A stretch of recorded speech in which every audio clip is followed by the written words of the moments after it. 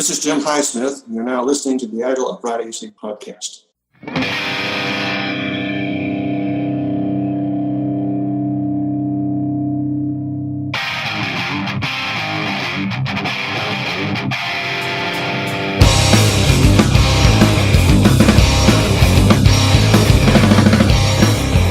Welcome to another edition of the Agile Uprising podcast. I'm your host, James Gifford, coming to you from the Agile 2018 conference in sweaty San Diego.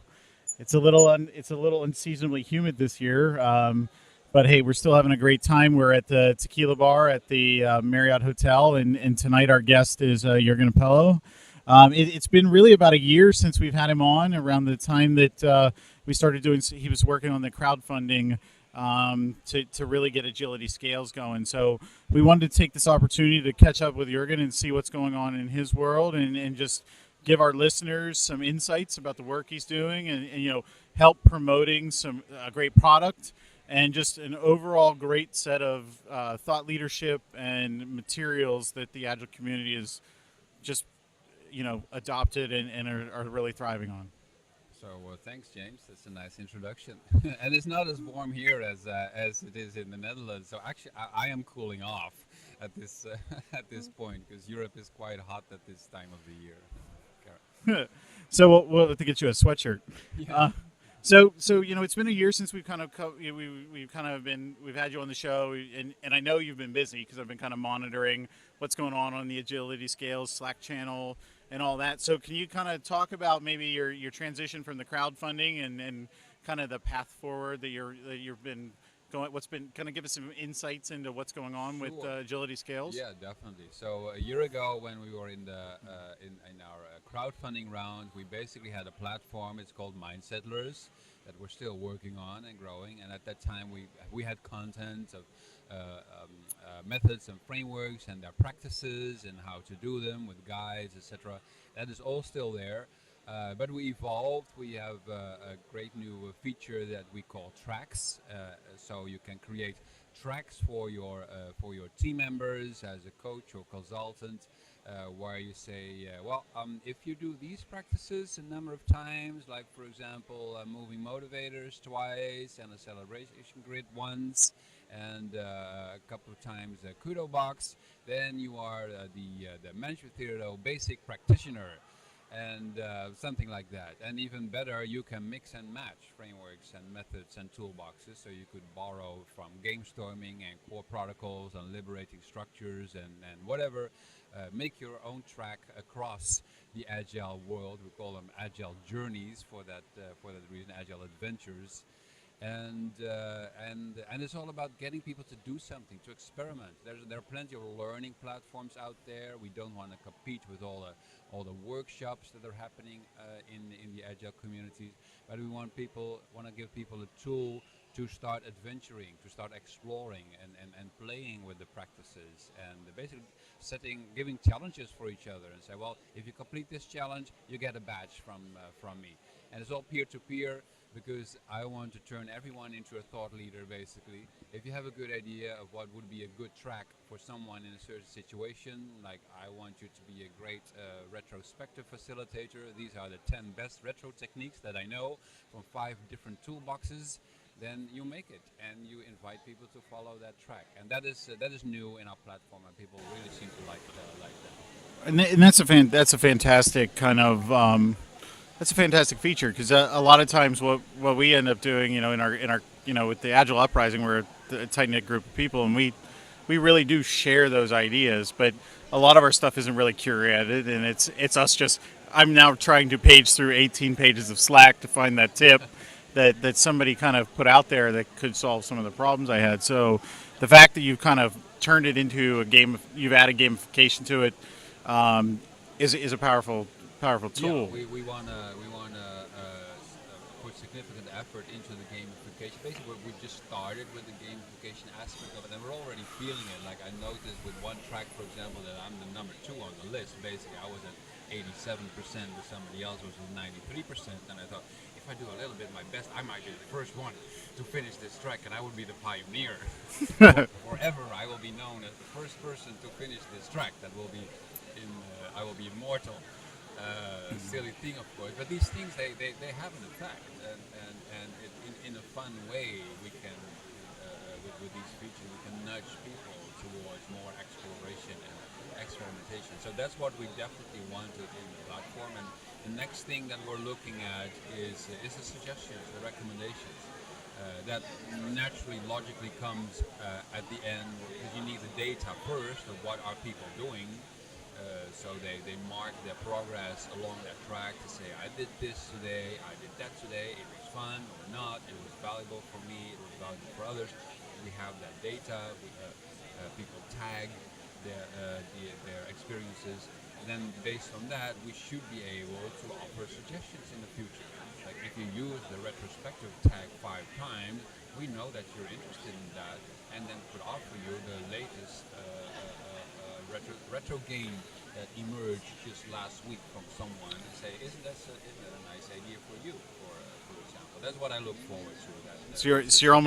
You're almost creating some machine learning for agile practices. Definitely, yeah, definitely. And part of it will be the tacit knowledge of coaches and consultants that should be reported to the system. Like when this happens, when there's this context for a player, then I would suggest as a coach or consultant that they look into this particular practice. But on the other hand, yes, an AI could be added to the system in the future once there's enough data. Right now there isn't, but you have to start somewhere.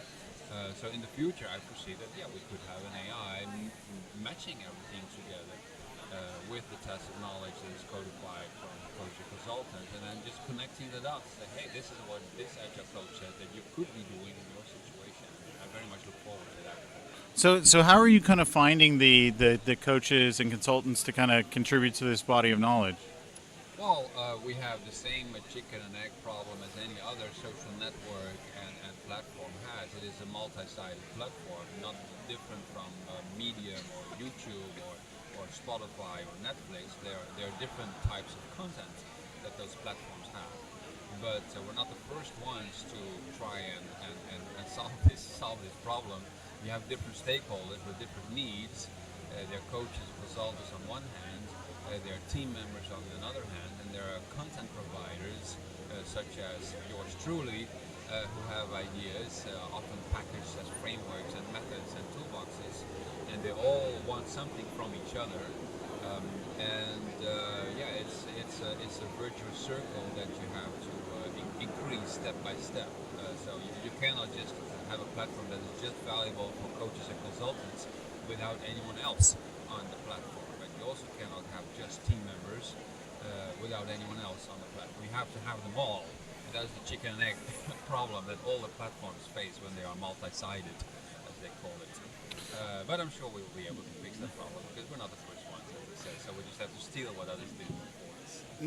I know. So for a while there, I was working with Mike McCalla on Lean Agile Intelligence, which is it's an agile assessment product that you're able to dynamically build agile team assessments from. And it took us a long time to actually go through the actual written literature from the Scrum Guide, all of David Anderson's work, it's safe, and actually curate what a CMMI model would look. Essentially, a CMMI model would look like for teams kind of learning and progressing through practices. So I definitely can feel your pain of like trying to aggregate that and entice people.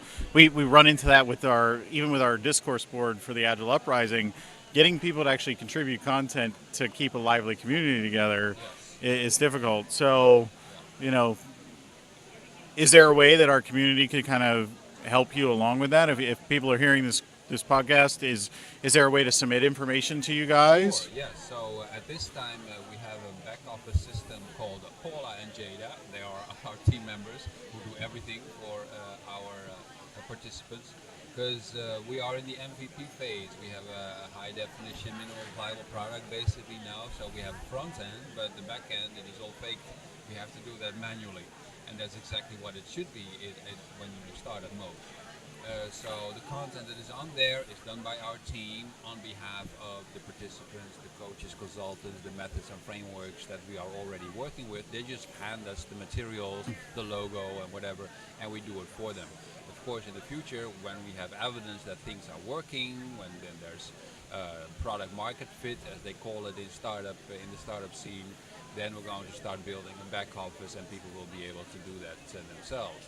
It's no different from other platforms like Medium in the beginning also faked everything, and Yep. they wrote their own articles, so they posted them on behalf of others who were too lazy to start with a platform that didn't have any traction at that time. You have to start somewhere. So in the beginning we do that on behalf of other people, and they can reach out to us. They can download the app for themselves from the Play Store, Google Play Store, because it's Android only at this point. Um, and then our team will take over and put the content on there, and anyone can join as long as there's something agile or lean about it. It's awesome, and that's definitely a great opportunity for, to get some community engagement and get them bringing some content to you. And your toolbox is pretty full with a lot of the leadership techniques and things that you brought to the market with Management 3.0. What kind of other content is kind of in there already that they could expect to find? Oh, we have core protocols, Agile 42, Scrum guides, Judy Reese's stuff on listening.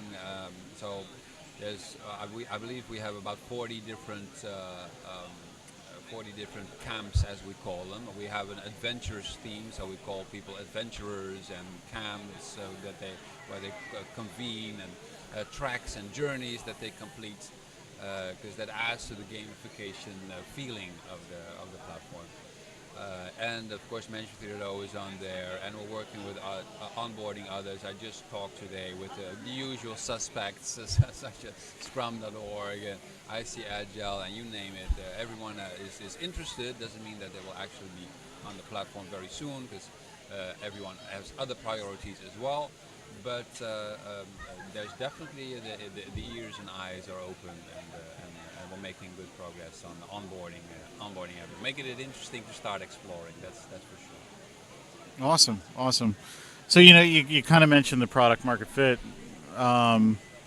What are your challenges right now with kind of finding that? Like, because I've seen some of the core features, and it's like, I want to get involved with this, and I want to use it, and it's like, what do you what would you think your biggest challenge right now The biggest challenge is, let me give you an example. Everyone knows that they should exercise, that this is important to exercise, and very few people do it.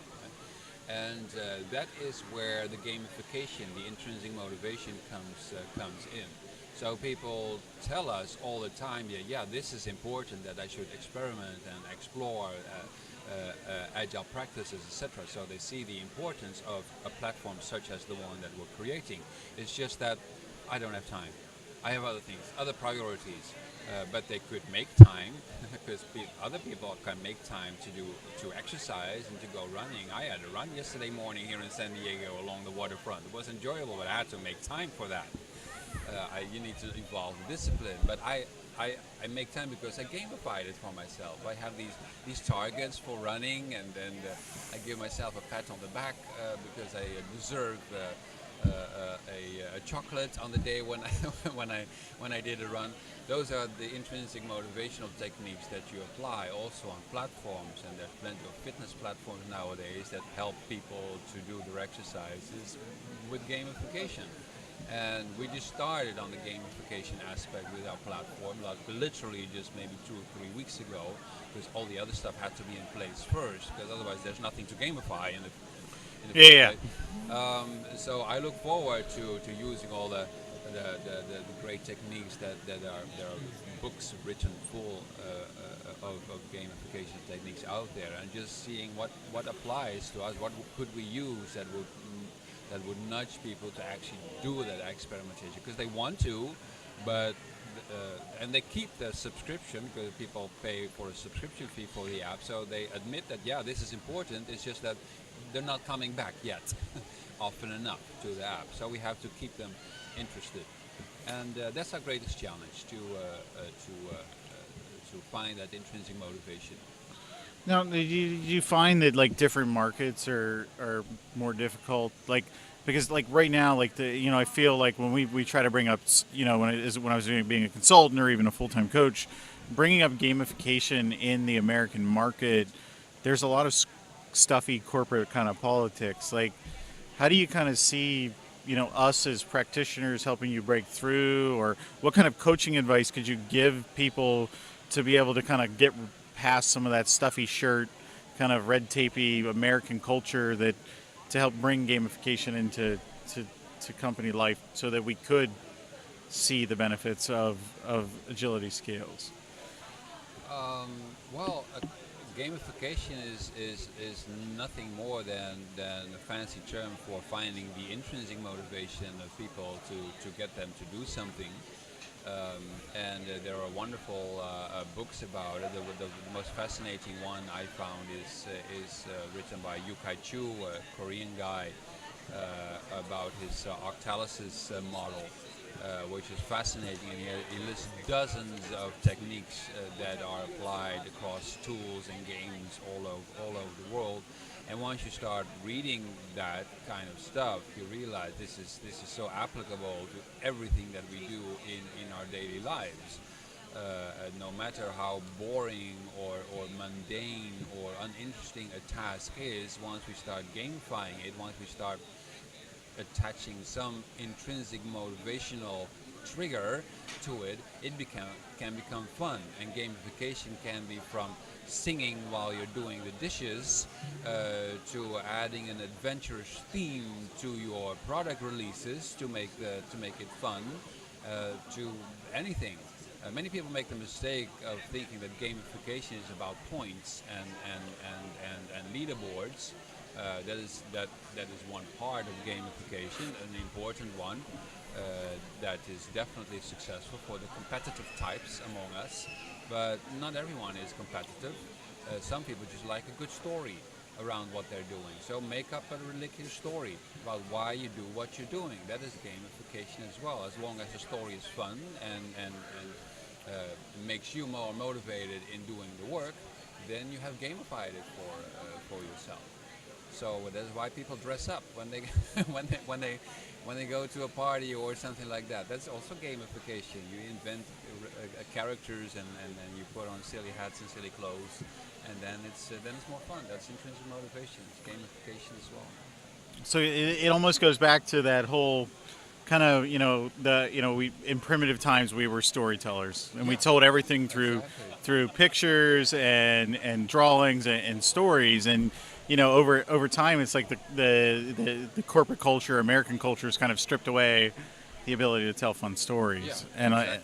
And really, to be able to engage people, we need to find practitioners that have that spirit or the just the guts to go out and actually become a good storyteller. Yeah, exactly. And you don't have to use the word gamification, because that already might trigger allergic reactions in some circles. Games, we are not a company that does games. Well, it's intrinsic motivation that you're talking about. It's employee engagement. Call it employee engagement then. It comes down to the same thing. The techniques that you use would be the same. And as I often say to some people, say, well, our managers don't like playing games. I say, well, call them business simulations. It's the same thing. They're having fun and doing games. So the wording is not that important, but the techniques applied throughout the world to allow people to have fun while they're doing their work. Those are very much the same, because we're all human beings, and that's the kind of stuff that we like to do. And it is really funny in the American culture how semantics kind of play a big role in like everything and how you message things. We recently tried to get some business people from our product management group to sit down and do a game with Legos that teaches people about refactoring and the importance of refactoring. And so, like, during that exercise, you're building a house, but you never let the people take away the house, and you give them all the cards. And so you start out by building walls, and then you start putting a roof on it. But the first card they get is a flat roof. And now you give them a pitched roof, and now they're starting to get this, and then by the time the exercise is over, they have this extraordinarily dysfunctional house that nobody would even like resemble a house. And it's like, now can you see how not giving the team the time to actually break things down and then rebuild them back up to what the next thing is? And it was really powerful. But to get them to show up we didn't have to. We could. It was basically like just what you kind of alluded to about changing that messaging around what that it was. It was a business simulation. It wasn't a game. It wasn't a workshop. It was a business simulation, and we were able to create that space for people to actually have that success. And so that's always the kind of that when I start talking about gamification, it generally gets shut down, and it's always about how we navigate that through different wording for the particular company. Exactly. Yeah. Yeah. So the contents of the message may be the same, but the format matters. The language that you use. That's true. So it's really exciting to see this product coming along. I'm really excited to kind of keep keep seeing it evolve and downloading it. And if people wanted to kind of, are you guys kind of keeping your roadmap out there for kind of people to see where you're going on? Well, the danger with roadmaps is that they never come true, as probably you know from other products as well. The issue is we're still in validation phase. That means we're trying to find product market fit, and that is the most difficult stage for any startup. And you cannot plan when you are done finding product market fit. It's like finding the exit of the woods. You're somewhere in the woods and you have no idea how big the forest is. It could be right behind you, but you're walking in the wrong direction. You don't know until you find the edge. And that is also, for example, some people keep asking us, when does the iOS version come? And we say, well, when we found the exit of the woods. But we cannot plan when that will happen. So we give ourselves plenty of time. On average, the experts tell me, on average, it takes about 3 years for startups to find product market fit, and we are now in it for 1 year and 5 months. So we're doing okay, I think. Well, as long as you've got the runway to kind of keep up with the. We're going to do crowdfunding again end of this year. So a new round is coming up, and we look forward to doing another round of crowdfunding, because that went quite well the previous time. Right, and that was definitely a fantastic way to generate capital to kind of invest in this new venture. Yeah. And you're kind of right. And so when I left, I had to leave Lean Agile Intelligence around that year and a half mark to kind of pursue this new job that I have, and because it was a conflict of interest, and you got to pay the bills, and so right around that year and a half mark, we really started kind of getting some traction. We started actually getting some people that wanted to use it. They didn't necessarily want to pay us to use it, but they saw the value in it, and they're like, if you give it to us for X amount of time, then we'll kind of sign it. So you get the enterprise that enterprise deal cycle where all the bureaucracy and things like that. So right now they're roughly at around the 2.5 mark, and they're actually starting to finally start signing people. And it's like, we talked to David Horowitz, who built the product Retrium, and we kind of interviewed him a couple different times, and he had the same kind of story of like, it really took us kind of that long way to go to kind of get there. It's encouraging to hear that. And so there are people building products in the Agile space to solve specific problems, and it took them a while to get there. And with your product's bringing a lot of value, and it could be something truly powerful. And so I'm excited at the possibility for this thing to become reality, because some of the things that Uprising tries to bring, and I try to bring in my everyday coaching, is the fact that there is no right set of Agile principles and practices. It's all about experimentation, and most likely you end up with a meta framework. So getting into that concept of a framework of frameworks, yeah, and being able to have people that have had that experience be able to create those tracks to kind of keep track of that is super powerful. We literally just launched at my company some we call it the Outlaw Manager Program, but I joke about it being the Long Island iced tea of management. And so we've taken all these different practices like servant leadership and David Marquet's intent-based leadership, and even some of your stuff around the delegation boards and delegation poker, and looking at it and going, well, intent-based leadership talks about having the technical experience to do it and the clarity to basically delegate control. Well, if you look at servant leadership and you talk about foresight and the 7 pillars of servant leadership, a lot of those ideas from servant leadership tie into David Marquet's intent-based leadership, and then using the delegation board because you want to be able to delegate authority to your people. But if they're not ready, if they don't have the technical competency or the clarity to actually for you to delegate them, you might start out with that delegation of 3, but then the team's goal is to get it to that 7th level of delegation, and it's what qualitative things does the team need to show everybody to show that they've kind of moved up to that delegation piece, and it also kind of tied into that moving up that leadership ladder that David Marquet kind of talks about. So we love looking at disparate ideas and kind of bringing them together. So having a product that kind of brings that knowledge together Yeah, that's the is intention. huge. Yeah, that's the intention, and I don't know any other product that tries to be agnostic itself in terms of methods and frameworks. Why the whole goal is for people to do their own mixing and matching. 'Cause we have too many islands in the Agile community, and it seems like every week a new island emerges with yet another framework, yet another certification program, and all of them are full of good ideas. But the problem is it's hard to keep up with all the new islands that are emerging. And it's starting to look like the Philippines. It's just a huge country with only islands, and we have to somehow start connecting everything, and that can only be done with technology, as far as I'm concerned. Absolutely. You know, you had open space agility, X scales, like all these different Goes scaling, on, and it's just like, what is the next greatest? What's the next greatest article to start a flame war on LinkedIn? So I can totally really appreciate that.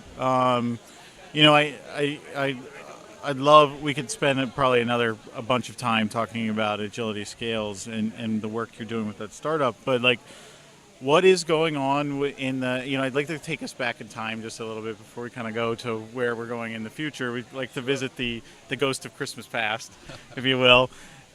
You know, what's kind of going on with the Agile, you know, the Management 3.0 kind of stuff? I mean, it's touched a lot of people. There's a lot of people that are kind of certified. Like, are you guys still evolving that content? Is it still alive and well? Yes, well, the team is fully self-sufficient at this time. I'm a co-owner of the product of the brand together with the crowd, because we did crowd funding there as well.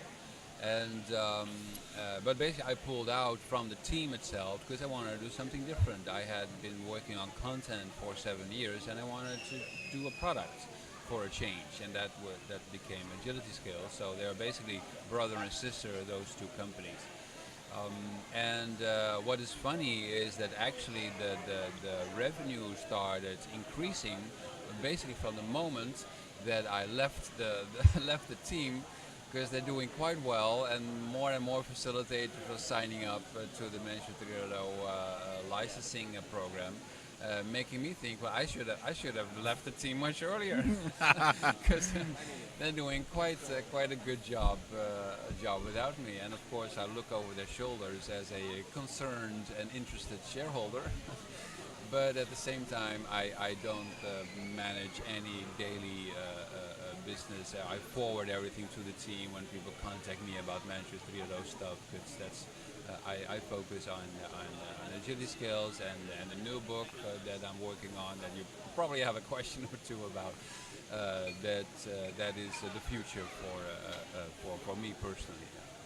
So is there anything, so from the people that are veterans and the people that just kind of love, who maybe read the book, are there new ideas coming out in the Management 3.0 camp to kind of either validate some of the things, that more validation around the things in the book, or evolutions of some of the practices that definitely some new content has appeared in the form of courseware modules, and just at this event at Agile 2018, someone else came up to me and said, Jurgen, I have this idea for a reverse delegation poker set, from the perspective of the team instead of the perspective of the manager.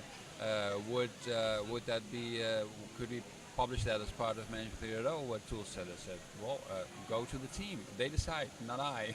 I delegated that, but sounds like a good idea. So you need to be with Ralph and everyone else who's handling it.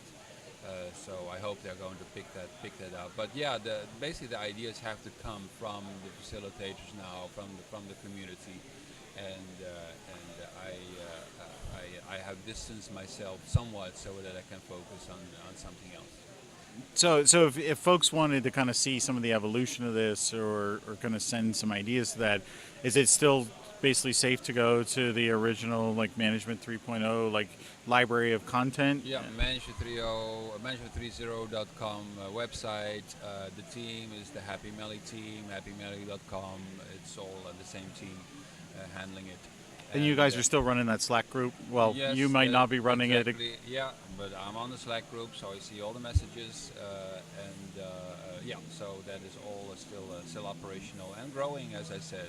Well, Without my it's been interesting to see some of the connected people that we've met through, like some of our connections to some of the people that are on the board of the Agile Uprising are through connections of people randomly meeting Indeed, in that yeah. Slack channel. So, for the listeners out there who haven't maybe checked that out, like you guys should look into some of that Happy Melly, the Slack channel. There is a lot of viable, excellent content on there, and some really good collaborations. And a nice podcast as well as There as is there. a competition or colleague in the industry. Well, I spend at least 3 hours to 4 hours in the car every day, so it is on my list of things that I listen to. So, you know, you are always pursuing new things. You are, kind of always trying to innovate. So, what is next for Jurgen? We've kind of we've hit on this idea of this new book. Yeah. So, well, the funny thing is that the publisher reached out to me, my publisher Wiley, and said, "What's your next book project?" And I told them, "Are you kidding? I have a startup that I have to manage. I don't have time for that." But they kept putting pressure on me, and that's sort of a compliment, of course, because it means that the previous book sold well. And then I started considering other startup founders. They have families that they need to raise, and they're able to do that. So I should be able to write a book while I have a startup, and then I can make it win-win. If I make it a book about the startup scene, about being a founder and entrepreneur, and that is something that Management 3.0 doesn't cover, because that target audience is business leaders, development managers, team leaders. Further on in the business life cycle, basically. But I thought it's good to focus on the startup scene. So startups, and then of course scaling up is all the rage in the agile world. So I thought startup, scale up. Well, then make a startup, scale up, screw up. That is the title of the new book, because everyone is interested in screw ups, particularly if they were other people's screw ups. So I can share some of those. And I went back to the publisher and said, "Okay, well, this is my idea. It's the only one that I'm prepared to do. If I can write about whatever I'm doing now and learning as a startup founder." And as I've already noticed with earlier books, there's no better way to learn something than just to write a book about it. So I am probably now the one benefiting most from this book project, because I learned so much as a founder, having to do all the research just to get this book out the door.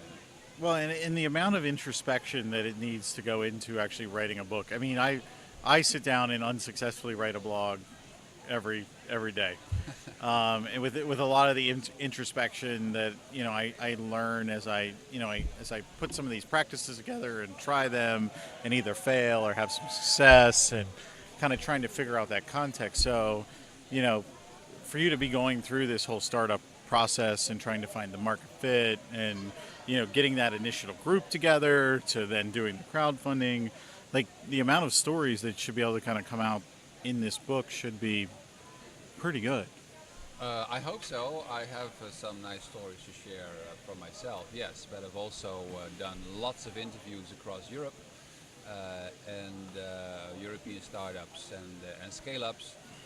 From Spotify to Zalando, from N26 in Berlin to Izettle in Sweden, and latest city was Tallinn in Estonia, where I went to some interesting startups like Texify, etc. And they all have interesting stories to share. Some are further along the journey than others. But one thing that was important to me, and I said that to the publisher, I said there are so many books already about the US startup scene, lots of stories about Silicon Valley companies, etc. And I would like a book about European startups as examples. I mean, the insights apply to everyone, but as examples, I want European companies, because I'm a European and I'm allowed to be somewhat proud of my own continent. There's a lot of things happening there, and I've heard the founding story of Airbnb probably 17 times already. But very few people know that Booking is 5 times larger than Airbnb, and that is a Dutch company, not a Silicon Valley business, and they are rarely featured anywhere.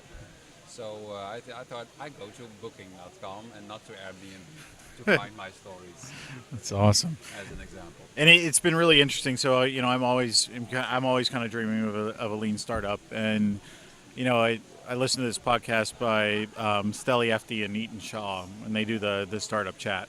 And it's always interesting when they actually go to, they have 2 very successful companies here in the U.S. But it's really interesting when they start talking about people reaching out to them from Europe, and then starting to kind of see some different patterns in the startup community. And you're right, the startup market in Europe is significantly different than the startup market in the U.S., and then which is completely contrasted by the startup market in India, because there are a lot of startups now that are coming out of India that it's like there's a whole bunch of people over here that are actually kind of coming up with some really great ideas, but like how you get funding in India, how you manage all of that is completely different than you would do it in Europe or the U.S. And I think I'm trying to think of it, and it's a product that we all use it. It's is it Conferzine?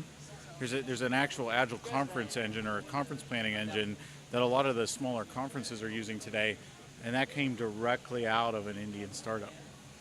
Interesting. And it's really screwed up when you got to pay them in rupees, because then you're trying to do the calculation. What does rupees convert to?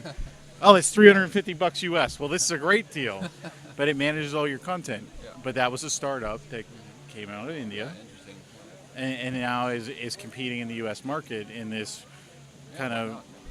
And so I think that is a super valuable book for us to even bring, because learning about different business kind of centers and how things work help us actually prepare for how we might deal and interact with various cultures, with even because for me as a U.S. person dealing with people in Geneva, like I can remember needing to get something done with a group of people in Geneva, and I'm like, all right, well, here's the deadline, here's like when we need this for the integration, and then the guy just magically went on vacation for 4 months, and I'm like, Okay.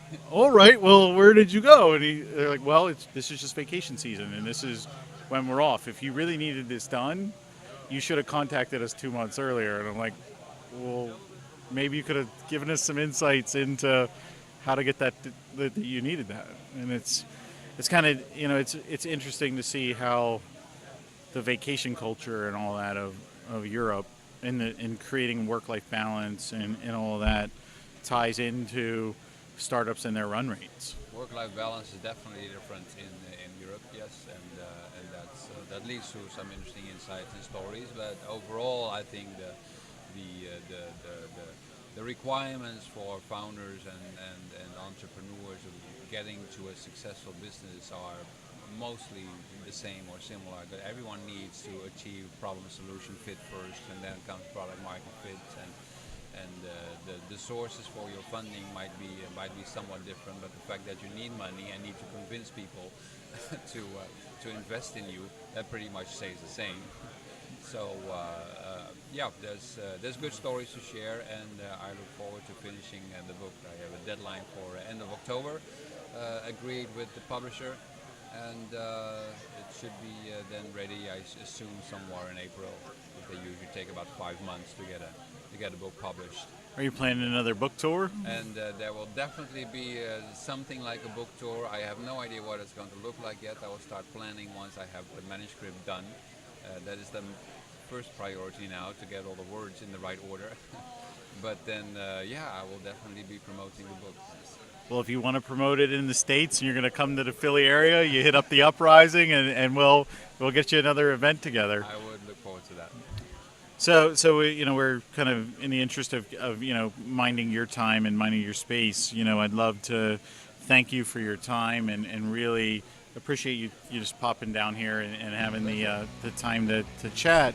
So if the people want to kind of get a hold of you or kind of keep in touch with you on some of these topics or have interest in that, how can our user base or listener base kind of reach out to you? Well, a couple of URLs. If you're interested in the product, go to mindsettlers.com. Mindsettlers.com. If you're interested in my book, then go to startupscaleupscrewup.com.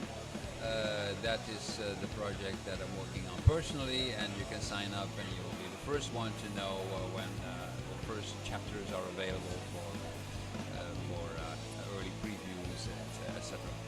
And I have my own website on jurgenappelo.com if you're interested in booking me as a speaker or something like that, though I have declined all invites until the end of October because I have no time whatsoever for any more events. But after November the 1st, I will be traveling like a maniac again because I think that's fun. Awesome. Well, again, so I'm James Gifford. I'm kind of signing off. I'm at Scrimando if you want to find me on Twitter. We really thank you for listening in, and if you could give us a rating on iTunes, it helps other people find us from a podcast perspective. If you want to find me, you can also find me on the Coalition, so join us in the conversation around this episode on the coalition.agileuprising.com. And again, thank you so much for your patronage, and if you'd like to contribute to our podcast to help keep us up and running and help us contribute to some of the hosting costs, find our Patreon link in the show notes and donate some funds. You help keep us on the air, and thank you again for your listenership. Have a great night.